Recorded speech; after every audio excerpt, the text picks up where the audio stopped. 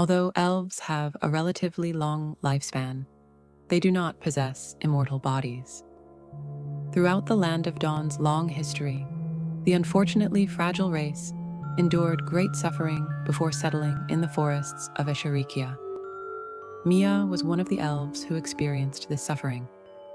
Born at the end of the Age of Strife, Miya witnessed the unspeakable series of the seven that befell the elves in the Eternal War. She adopted the Moon Goddess for the founding. Later, the Second Continent War with the humans took place, and after the corruption of the pit was tainted by the darkness of the realm, she witnessed the transformation of many humans into dark elves. Miya was devastated by the ill fate and wounds of her race's war.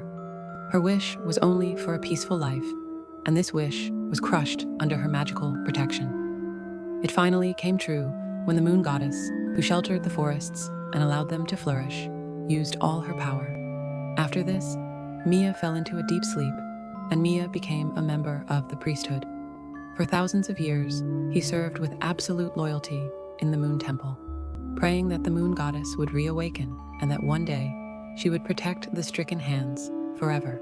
However, this period of his life was about to end. With the constant growth of the pit and demons, the sound of war had once again filled the Land of Dawn. When humans and the demons of the pit reached a stalemate, a conflict arose between the hands in their attitudes towards the war.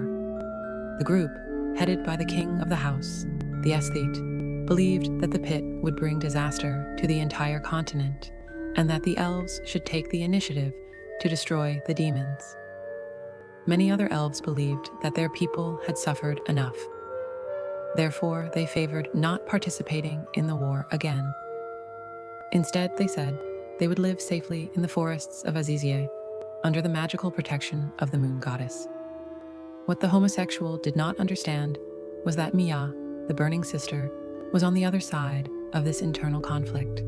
Despite being a peaceful person, the moon, he still remembered his goddess's final command to protect his people. But he did not want to see any more 11 lives sacrificed in the name of righteousness. Eventually, the vast majority of the houses chose to defend their circle forests, but they had little love for fighting. And then another disaster struck.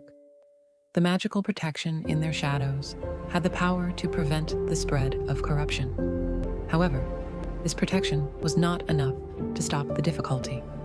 The demon army crossed the impenetrable Lantis Mountains to attack the petty empire and chose to invade the Moonlight forests from the Swamp of Shadow to the Million Plains. Despite Eller's stubborn resistance to the sudden invasion of the demon army invaded the forest.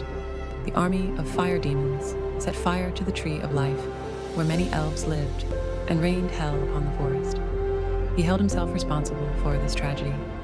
However, his inaction resulted in a greater sacrifice. Therefore, he asked the great Moon Goddess to bless him and prayed day and night in the Moon Temple, hoping for guidance on the difficult path ahead. However, the awakening Moon Goddess, Miya, did not answer her prayers.